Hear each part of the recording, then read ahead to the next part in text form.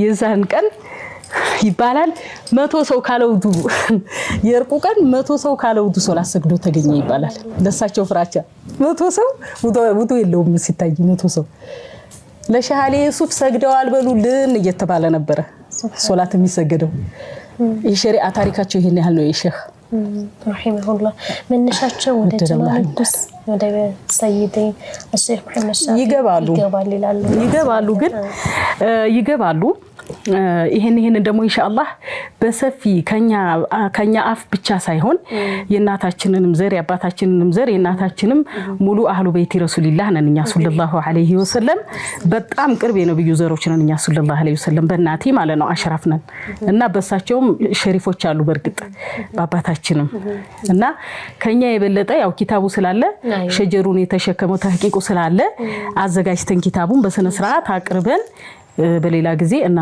እናስተላልፈዋለን አጎቶቼ አይበቃሽም ለሻሃሊ ዩሱፍ ሰግደዋል በሉልን እየተባለ ነበር የሚሰገደው እያለ ሰዎችን ያለ ውዱ ለአንድ ሸህ ለተባለ ፍጡር ሰዎች ሰግደዋል በማለት በመቅጣት እንደ ትልቅ ነገር ታምር አድርጋ ፍራሿ ላይ ሰፋ ብላ ተቀምጣ ምንም ሳያሸማቀቃት ታወራለች እማማ ጀማነሽ ምንም የማያውቁ ሴቶችን ሰብስበሽ እንደዚህ አይነት ውሸት ማውራትሽን ሴቶቹ ባያውቁብሽ በእውነት አንቺንም ሴቶችንም የፈጠረው አላህ ያውቅብሻል የተናገርሽው የምትሰሪው ስራ ሁሉ ሽርክ ነው ከዚህ ተግባርሽ ካልተመለሽ ጀሃነም እሳት ትገቢያለሽ ሶላት የሚሰገደው ለአላህ Subhanahu Wa Ta'ala ነው وأن المساجد لله فلا تدعوا مع الله أحد እነሆ መስጂዶችም የአላህ ብቻ ናቸው ከአላህ ጋር አንድንም አትገዙ ያለ ውዱ ሆን ብሎ መስገድ ፍጹም ተቀባይነት የሌለውና ሶላቱንም ውድቅ የሚያደርግ ነው ረሱል ሰለላሁ ዐለይሂ ወሰለም እንዲህ ብለዋል لا يقبل الله صلاة بغير طهور አላህ ያለ ጧሃራ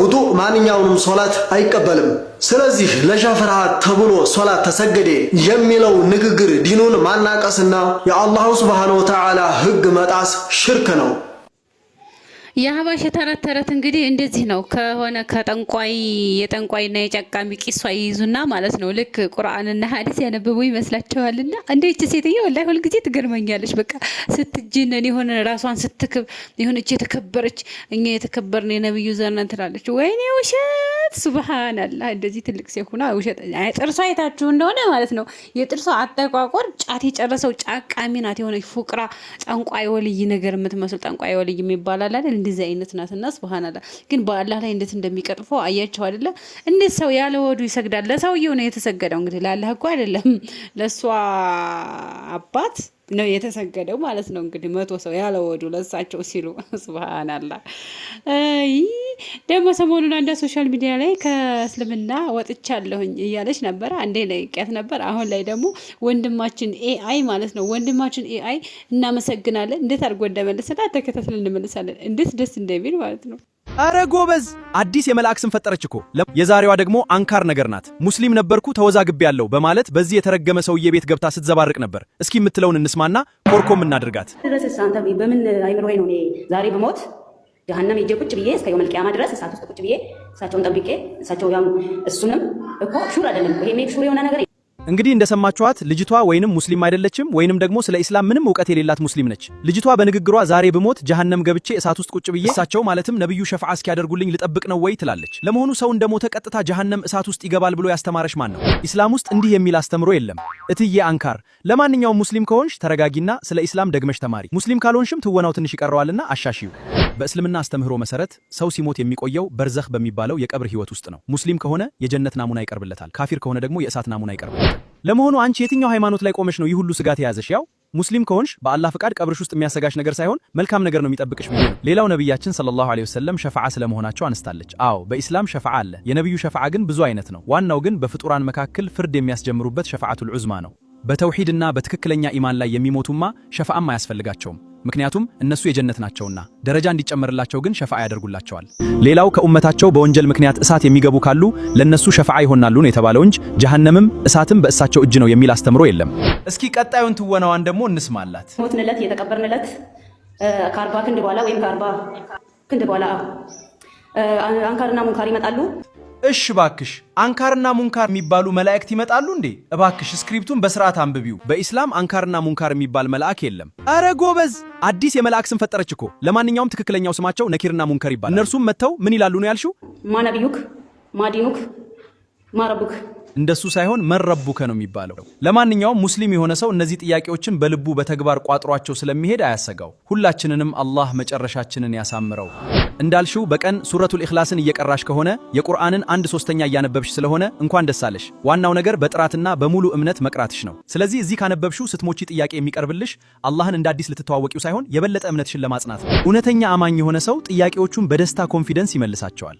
አንቺም ከነሱ ከሆንሽ ጥያቄዎቹ አያስፈሩሽም። ስጋት አይግባሽ። የመጨረሻ መልእክቴ የእውነት ሙስሊም ከሆንሽ ኢስላም ላይ ጥያቄ ካለሽ ሙስሊሞች ጋር ገብተሽ ጠይቂ። ለኢስላምና ለነብያችን ግልጽ ጥላቻ ካለው ግለሰብ ጋር ገብተሽ መጠየቅ ምን መፍትሄ እንዲሰጥሽ ነው? የበለጠ ክህደትን እንዲጨምርልሽ ወይንስ ሐቁ እንዲገለጥልሽ? ወንድማችን ኤአይ እንግዲህ እናመሰግናለን። የልጅቱ ነገር ቢያስቅም ኤአይም ያስቃልና ጥሩ አድርጎ መልሶላታል ማለት ነው። በኤአይ የተቀናበረ መልስ ነው የተሰጣት እና ሱብሃንአላህ ድራማ ለመስራት ይመስለኛል። እውነት ልጅቷ ትክክለኛ ሙስሊም ብትሆን መጠየቅ ያለባት ኡስታዞችን ነበር የምጠይቀው። እስልምና ነብያችን ሲሰደብ የሚውልን አትጠይቅም ነበር እፎይን ማለት ነውና ሱብሃንአላህ አላህ አጥሞሻል። ታዩ እንግዲህ ከጥመትሽ አላህ ይመልስሽ ነው ምንሽ። ሌላ ምንሽ ነገር የለም። ትናንት ደግሞ ያዙ ይልቀቁኝ የሚለው አህባሹ ሳዒድ እና አቡ ኡሳማ ውይይት አድርገው ነበረ። እስኪ ቀንጨብ አድርጌ ሙሉውን ባልተንባላችሁም እንደው ለትዝብት ያህል እናንተም ትታዘቡን ዘንድ ማለት ነው። ቪዲዮውን ላስገባው እስከ መጨረሻው ስሙ፣ ላይክ እንዳትረሱ። አብራችሁኝ ቆዩ ተከታዮቼ። ከላይ ጀምርና አውረድ። ከላይ ጀምርና አውረድ። ይሄው ከቢጫው ጀምረን አንወረድ። ይሄው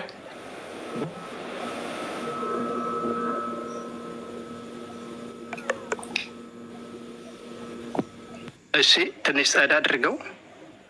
ثانيا ከሚለው صح نعم طيب ثانيا انا نفي التشبيه تشبيهን ወርቅ ማድረግ على الاطلاق ايوه على الاطلاق ልክ በሆነ መልኩ ተሽቢህን ወርቅ ማድረግ غير صحيح ትክክል አይደለም። ወደዚህ ቀረብ አድርግልኝ ወደ ጉሩ ሰፋ ሊአነ ብሎ አብሽር። ስለዚህ ተሽቢህን ማድረግ ትክክል አይደለም። ቀጥል። ሊአነ ማምን ሰይል እኮ እንትን ያልከኛ አትሸፍነኝ። ሊአነ ብሎ ወደዛ ያለው ተጋርዷል። ምን الأعيان او من الصفات ይኸው ቆይ እያየህ አንብብ፣ ችግር የለም። እኔ በደንብ አሳያለሁ። ቆይ አንዴ። ኧረ አሁን አራከው ሰይድ፣ ቅድም እየታየ ነበር። ለምን አራከው ሰይድ? አይ ጠብቀህ ሸበካ መሰለኝ። አሁን ይታያል። ይኸው ይታያል። لأن ما من شيئين قتل لأن ما من شيئين من الأعيان أو من الصفات إلا وبينهما اشتراك بالوجه في تسيين من بعض من بعض بلو الوجوه والاشتراك من دمالنا በከፊል መልኩ ለምሳሌ አንዳንድ ነገር አስሉ መሰረቱ ሲታይ አዕያን ማለት ይሄ ሆነ አስሉ ማዕናው ማለት ነው እኮ اشتراك አለው አሉና አዎ فلو نفيت التشبيه لمثال مطلقا አሉ ወደፊት እያሳየኸኝ ነፈይት እሺ እያሳየኸኝ ለኩንተ እሺ ለኩንተ ብሎ ወደዚህ ገፋ አድርገው ሰይድ ወይ ሙሉ አላሳየኸኝ። አሁን እኮ ነፈይት ሁሉ ማይሳየው እኮ ነው ታሪክ والمخلوق ወይ እንዲራቅ ባረገው ለሁሉም ከታየ ይሄው አቀርብልሃለሁ። ባንዳ እንደሱ አድርገው አልታየለሽ ተልኩ በከፊል መልኩ አሁን ተሽቢህን ወርቅ ብታደርግ በከፊል መልኩ በከፊል መልኩ ቢሆን ተሽቢህ የሚባል የለም ብትል ኖሮ የዚህም ጊዜማ ነፈይተ ኩሉ ማይሽተርክ فيه الخالق والمخلوق في شيء ما በየትኛውም ጉዳይ ፈጣሪና ፍጡር የሚጋሩበትን ነጥብ ላይ ወርቅ እያደረግከው ነው አሉ። እንዴት የሚለውን ዴፊኒሽን ሊሰጡ ነው። مثلا አሉ አልውጁድ ግኝነት። ይሄ ውጁድ የሚባለው ነገር ይሽተረክ አንድነትን ይፈጥራል። ለምሳሌ في اصله በመሰረቱ ሲታይ በምን አልኻሊቅ ወልመክሉቅ በፈጣሪና በፍጡር መካከል ለምሳሌ አስሉ ላይ ይሄ ውጁድ የሚባለው ነገር አላህም ውጁድነት አለው። አዎ የአላህ ግኝነት አይካድም። ፍጡርም ግኝ ናቸው። አዎ አስሉ መሰረቱን ስናይ አላህም ግኝ ነው። አዎ የፍጡርም ግኝ ነው። አዎ አስሉ መሰረት هذا نوع اشتراك አሉ። ይህ አይነት ነው የመጋራት አይነት ነው ማለት ነው። አይዋ ላ እዚህ ጋር ሐሳቡ አስሉ ያል ነው ማዕናው ሌሎች ኪታቦችም ስላሉ ማለት ነው። እሱን መከተል ያለው ታነባለች። ላኪን አሉ ነገር ግን ፈርቅ በመካከላቸው ልዩነት አለ። በይነል ውጁደይኒ በሁለቱ ግኝ ነገራቶች በአላህና በምን ውጁዱል ኻሊቅ አጠፋው ሳይ እሺ አንተው አንዴ ተረጋጋ። እያጠፋሁት አይደለም አሽር አያ ይታያል። አይዋ አሁን እሺ ላኪን ፈርቅ በይነል ውጁደይኒ በሁለት መካከል ግን በሁለት ግኝ መካከል በአላህና በፍጡር ማለት ነው መካከል ግን ልዩነት አለ እያሉ ነው። አየኸው ለምን ውጁዱል ኻሊቅ ለምሳሌ የፈጣሪ ግኝነት ምንድነው? ዋጅብ ግዴታ ነው፣ የጸደቀ ነው። ውጁዱል መክሉቅ ሳ ሙምኪን ነው፣ አመች ነው። ፍጡር ለምሳሌ የፍጡር ግኝነት ምንድነው? አመች ነው። ፍጡር ካልነበረ የተገኘና ሞትን የሚያገኘው ነው። የፈጣሪ ግኝነት ግን መገኘቱ አይቀር የሆነ ሞት የማይቀር እንትን ካልነበረ የተገኘ ነው አይባልም። ቆይ እሺ ሀሳብ ታዲያ እናቋጫ። ዋናው ፖይንቷ ላይ እዚህ ጋር ታዲያ ኪታቡን ለማንታየው ታስወግድ። አሁን ኪታቡን ፊት ለፊት አንድ ጊዜ አንጣው፣ ኪታቡን ፊት ለፊት አንጣውና ሀሳቤን ቋጭቼ ታስወግደዋለህ። እንትን በለው ሰዓት በጣም እንትን እያልክ ነው። ችግር የለም ቀጥል። አሁን ለምን መሰለህ ኪታቡን እዚህ ጋር አስቀምጥ ያልኩህ ለምን መሰለህ? የሆነ የተሳሳኩ ነጥብ ካለ እዚህ ጋር ተሳስተሃል ብለህ ከጨረስን በኋላ ኪታቡን ታስወግደዋለህ። ችግር የለም፣ ለዛ ችግር የለም። እጅ ላይ ነው ያለው እሱ ችግር የለም። ኪታቧንማ እያየሁ ነው። ቆይ ሰይድ ፕሊስ አንዴ። እሺ ኪታቡን እያነበብክ ከሆነ ተርጉምልኝ ሂድ። ቀጥል። አዎ እና አሁን ይሄ ውጁድነት ይኸው ምሳሌ ሰጠው ማለት ነው። የፈጣሪና የፍጡር መገናኘት አንዳንድ ቦታ ያገናኛቸዋል ያሉት ሀሳባቸው እንግዳስ ምንድን ነው? አስሉ ለምሳሌ ለፍዙ ላይ ማዕናው ወይ ሀሳቡ ላይ ሊሆን ይችላል እንጂ ላኪን በሐቂቃው ሳ የሁለቱ ልዩነት አለ እያሉ ነው። መለያየት የሚባል ነገር አለ፣ ፈጽሞ አይገናኙም እያሉ እኮ ነው። እና እኔ ቅድምም ነገር ያለው መነሻው ላይ ሼክ ኢብኑ ዑሰይሚን ይህ ንግግራቸው የሚፈልጉበት የአንድ ነገር ለምሳሌ ውጁድ ብለው ምሳሌ ሰጥተዋል። አሁን እንዳላሰፋብህ ፈጣሪም ለምሳሌ ውጁድነት አለው። አዎ ፍጡርም እንደዚሁ ከዛሊክ። ላኪን በሁለታቸው መካከል የሁለቱ ውጁድነት ይለያያል። ለምን? የፈጣሪ ውጁድነት ዋጅብ ነው፣ የፍጡር ሳ ሙምኪን ነው እያሉ ነው። ወከዛሊክ ነው። ሌሎችንም ሲፋዎች ለምሳሌ ብንመለከት ደረስ ይበቃናል።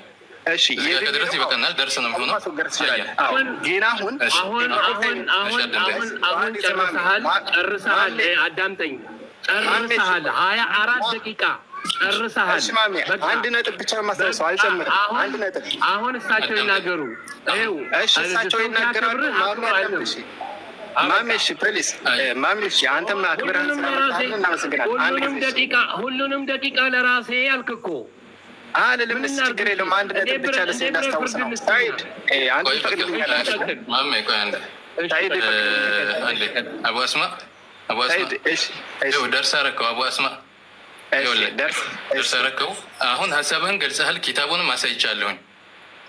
ጠቅለል ያለ ሀሳብ አሁን ትንሽ እንደው ጊዜ ቢያንስ ወደ 20 ምናምን ደቂቃ ተጠቅመሃል። ለእኔ 5 ደቂቃ እንኳ ብሰጡኝ ደስ ይለኛል። እሺ 5 ደቂቃ ልስጥህ። በቃ እኔ ዝም እላለሁ። ግን አሁን ቀጣይ ፖይንት ስታነሳ እሳቸው ምሳሌ የሚሰጡበትንም አብረህ ማጣቀስ። ተረጋጋ እንጂ አሁን እኔ የምፈልገው ይህንኑ ራሱ አነ ነፊየ ተሽቢሃ ዐለ ልኢጥላቅ ገይሩ ሶሒሒን ሊአነ ብለው ይሄ የጠቀሱትን ነገራቶችን በዚህ መልኩ የተረዳ ሰለፍ ደግሞ ልክ ይህን እንዳነበብክልን አምጣና በዚህ መልኩ የተረዳውን ቁጭ ታደርግልናለህ። አለቀ ውይይቱ። አያ ተሽቢህ ዐለ ልኢጥላቅ ነፊ ማድረግ አይቻልም ብለዋል። አዳምጠኝ፣ ተረጋጋና ዐለ ልኢጥላቅ ማሜ ነው ማሜ ዝም እያለ ሚን በዕድ ልውጁህ በከፊል መልኩ ሙሉ በሙሉ አይመሳሰልም እንላለን እንጂ በከፊል መልኩ አላህ ፍጡርን ይመስላል። ሚን በዕድ ልውጁህ ያነበብከው ነው። አንተ ራስህ ነው ያነበብከው። ዙ ኪታቡ ላይ ራስህ አንብበዋል። ተረጋጋልኝ። ብዙ ደቂቃ ተጠቅመሃል። ሚን በዕድ ልውጁህ እኛም እኮ እያልኩ ያለሁት ቅድም መጀመሪያ ጠቅሼልሃለሁ። ሙሉ በሙሉ ይመሳሰላል ብልሃል ስትል እንደዚህ አይደለም ያልኩት፣ በከፊል መልኩ ይመሳሰላል ብሏል ብያለሁ። ኢቨን በከፊል መልኩ ይመሳሰላል አላህ ከፍጡር ጋር ያለ ሰለፍ ብቻ ነው የምፈልገው። ያበቃል ሁሉም ነገር። ኪታብ ጥቀስልኝ ወይ ግለጥልኝ፣ ላክልኝ። አበቃ። ኢብኑ ዑሰይሚን ጋር የሚመሳሰል በዚህ መልኩ የኢብኑ ዑሰይሚን አረዳድ የተረዳ ሰለፍ ካለ እውነትም ኢብኑ ዑሰይሚን እውነት እኔ የምለው ማለት ነው ሰኢድ የሚባለው አህባሽ ልወያይ ይላል፣ ይጠራል። በቃ ከፈለገ ሁሱንም አንጡት፣ ያዙ ይልቀቁኝ፣ በቃ የፈለጋችሁትን ሼክ አንጡ ልወያይ ይላል። ግን ውይይት የሚባል ፎርም አያውቅም በጭራሽ ማለት ነው። ቢያንስ እኮ ሰው ውይይት ሲባል አንዱ ሲናገር አንዱ ዝም ይላል። የአንዱን ሀሳብ መረዳት የሚባል ነገር አለ። መረጃ ማምጣት ካልቻለ ደግሞ ያንን አልፎ ወደ ሌላ መሄድ አለባቸው። ግን እሱ በቃ የሆነ እዛው ላይ ድርቅ ይልና በጭቅጭቅ የሆነ ያሸነፈ ምናምን አሸንፏል፣ በቃ ጎበዝ ነው ምናምን መባል ነው የሚፈልገው። እና እንዲህ አይነት ውይይት አለ እንዴ?